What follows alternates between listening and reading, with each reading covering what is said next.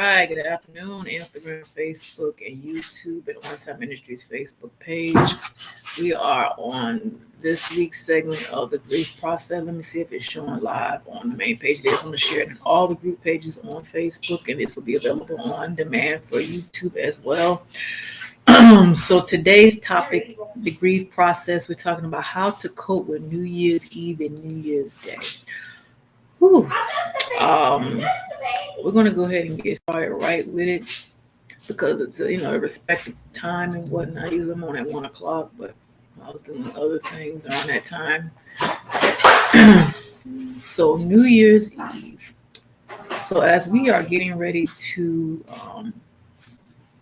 end 2022, some people are in the beginning phase of their grief. Preferably, it may be their first year dealing with losing someone.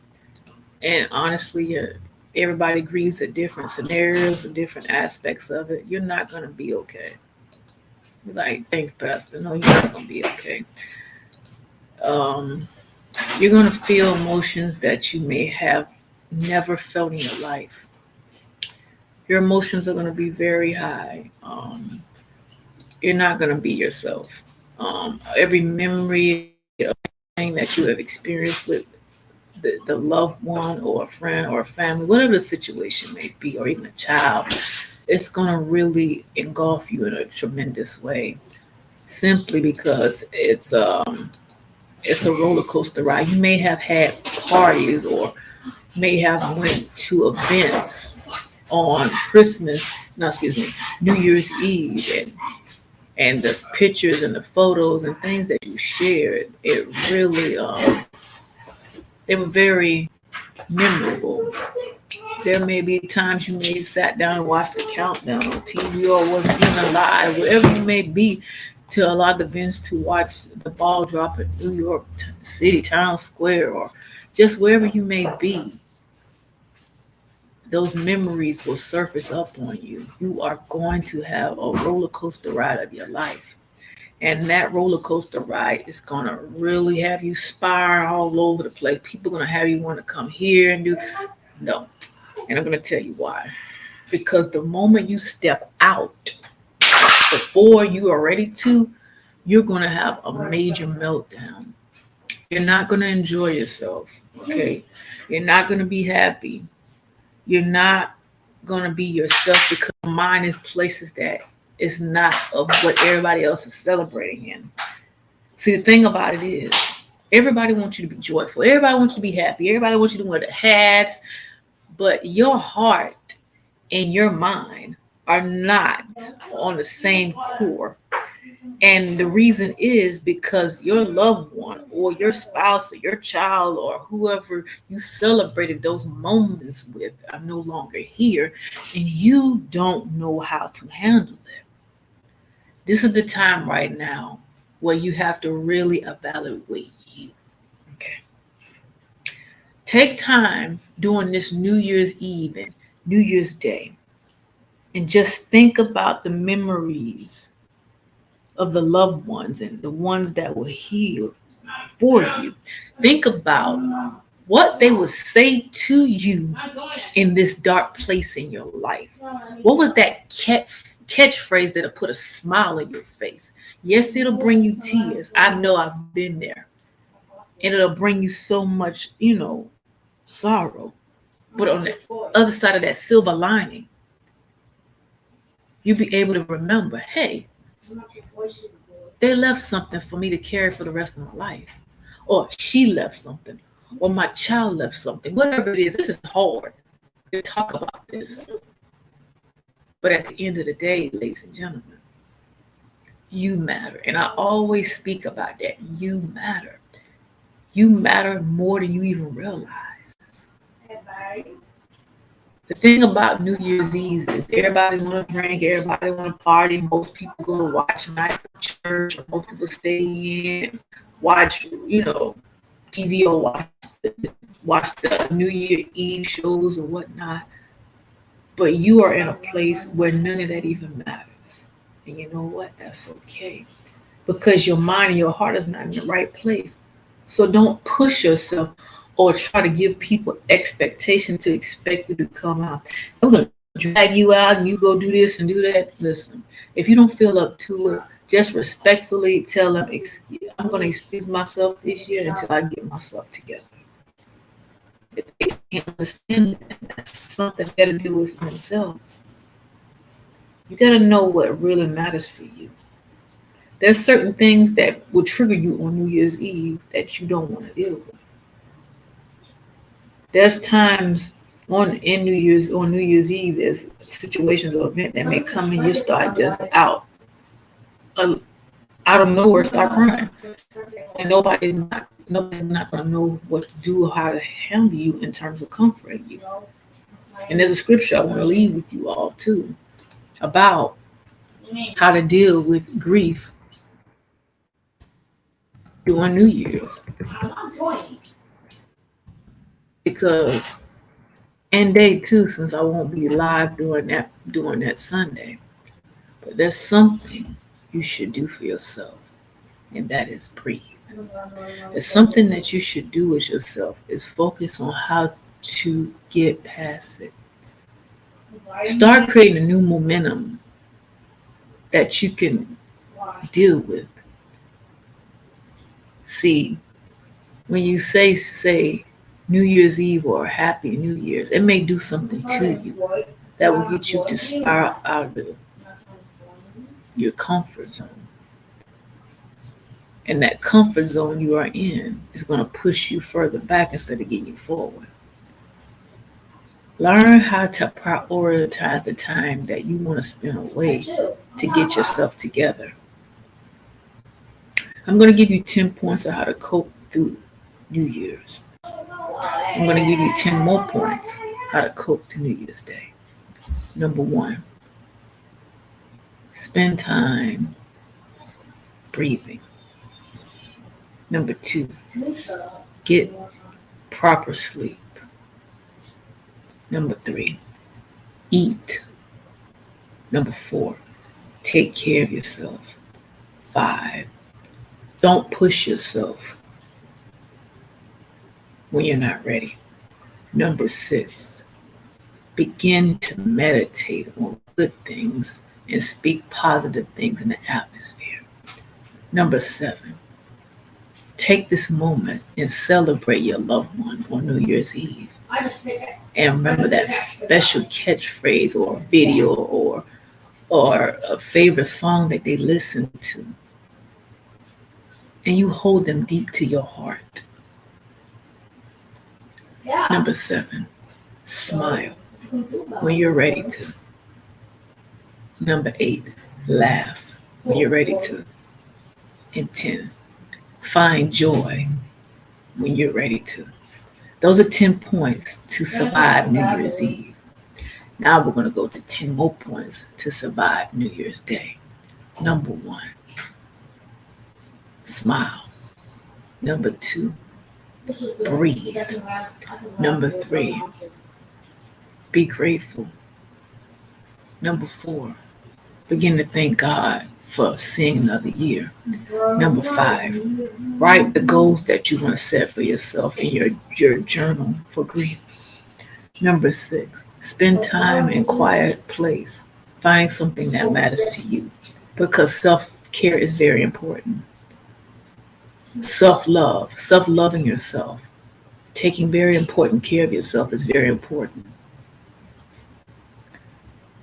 Number 8, being available and open to sharing when you're ready to. Number 9, walking into your new journey and new path in life. And number 10, have permission to be kind and gentle to yourself, doing your new journey in your new life and what you're embarking, trying new traditions, doing new things that you've never done. You may have wrote down a list that you want to accomplish some things, or I should say a lot of things. Start marking all those things that you want to accomplish and start working towards those goals. It's about what you want now. It's about what really matters for you. You're going to have your ups and downs.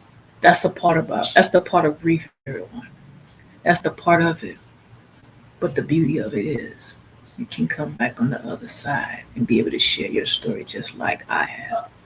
Last night I had how would I say, an epiphany of thinking about the last 2 years around New Year's time that I really wasn't feeling it, didn't care too much about it. And you're gonna get those who follow me on Facebook. I'll be live tomorrow at 1 p.m. to share a little bit more detail about that. But I just was not feeling it. I really wasn't happy. I really wasn't joyful. And when the ball dropped, I cried like a big old baby, like wailed, wailed, wailed. Why am I sharing this with you all? Because in reality, when that clock strike 12, reality hit that first year, that first 3 months, my mama gone. She not coming back. And first thing that came to my mind, she left me here on this earth. And that hurt me significantly. I cried that first few months. And that was in 2020. It was pretty bad. Okay. The next year, I cried. But not as I did the first year. It started to subside. It started to subside some. I felt the grief come up to me just a little bit last night. But it engulfed me like it did in the beginning or in the second phase of it or the first year of it. I began to become a little bit more aware how to cope with it. So I found songs to minister to me, to remind myself that I am going to be okay. And you all are going to be okay too. So there's a few songs that I want to share with you all before I leave this live. It's gospel songs, of course, but you may have favorite songs that you may want to listen to. Pick out maybe 4 or 5 songs and let it just speak to you. Songs have meaning to what you're going through, and it'll help you. It'll help you whatever you're going through, whatever you're facing, whatever those things may be in your life. It'll help you get through the storms and trials and tribulations that you're going through. And I'm going to go ahead and share the names of these artists so that way at your earliest convenience, whatnot, you may not, I don't know what the scenario is for everyone because everybody's at different phases in their lives, everyone. But I'm going to go ahead and type in the comment section of the songs that really helped me out. Hopefully I could type it in the chat. I think YouTube would be able to see it better. So the first song that I have is Anita Wilson. It's called Jesus Will. And I'm going to type it in Instagram as well. You can find it on YouTube. Why do I play this song? Because it reminds you God will take care of you in the midst of whatever you're going through. All right. All right. I think I spelled it right. All right, everybody. The next one is Tamela Mann, One Way. Tamela Mann's song is explaining to you in details. There's only one way. And it's talking about heaven. Okay. And it talks about it in a significant way to get you to understand. And I'm posting on Instagram too. I'm gonna actually share these songs on the platforms of the group pages. Why am I here sharing this with you all? Because the way music ministers to me, I pray that it ministers you. You may have 4 songs that you may not like any 4 that I'm sharing, but I'm just showing you a demonstration of the songs that I've listened to that help me cope. The next one I'm sharing with you all is about Hezekiah Walker. I Need to Survive. And that song is very significant to say you have people that love you and people are cheering you on to get past the hurdles that you're going through. And they want you to be okay. They want you to survive. They want you to thrive. They want you to be all right. But your heart and your mind has to get there first. And you just can't put a rush on grief. You just can't do that. It doesn't work like that. Most people want you to hurry up and get better. That's not how that works. It don't work like that. I'm sorry to tell you, it just don't work like that. People have a different perspective of how they want you to be. And it's like they're forcing you to do something against your will when you're not ready. Tell people no. If you're not ready to do something, say no. That's all you gotta do. Say, I can't do it. I'm not up to it. My spirit's not right. My heart's in the wrong place, and I'm just not up to the cage. And it's all right to say no. People have to respect your wishes. The next one is a very uplifting song, "The Presence of the Lord." Most of you may have heard it by Byron Cage.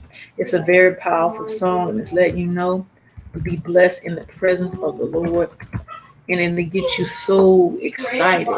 It'll make you start screaming and shouting because you're praising God, because you are in the presence of the Lord, and God will do whatever it is that you need when you praise Him. Presence of the Lord. You find all of these songs on YouTube, everybody. And I'm going to share these songs as well on the group pages so everybody get a chance to check them out.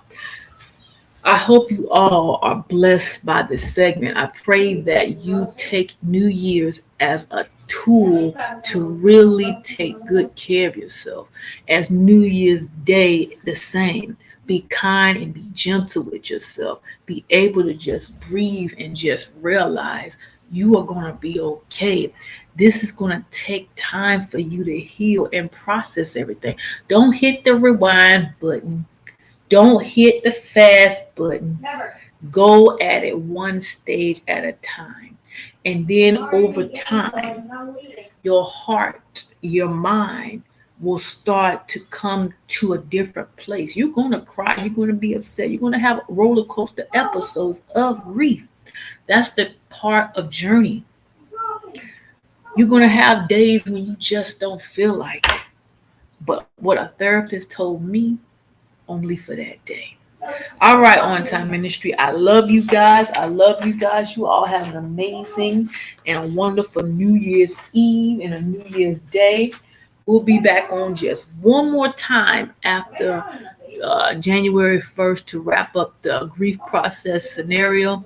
I'm going to talk about on that Thursday of next week at 1 p.m. about how did you cope with New Year's Eve and New Year's Day, and how did some of the things that I shared with you all really help you and motivated you in a tremendous way, guys.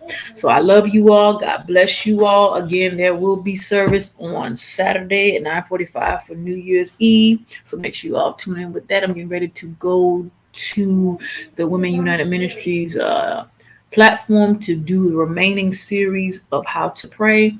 You can follow, like, and subscribe. And those series that I'm doing right now for How to Pray will be available on demand on Women United Ministries and Ladies United Ministries platform by the end of this week. I love you all. God bless you. Have an amazing day. Take care.